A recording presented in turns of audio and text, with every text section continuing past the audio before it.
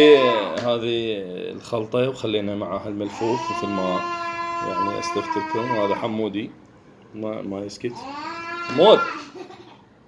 هذه الخلطة راح تقدم إلى طيور الباجي، طيور الحب، وإلى كافة أنواع الطيور، يعني طيور الحب بالدرجة الأولى، درة، البراكيت كذلك، كيكاري وكوكتيل. هذه الخلطة مثل ما جاي تشاهدون. هاي الخلطة طبعا كل 10 أيام 15 يوم أسبوع نسوي هاي الخلطات.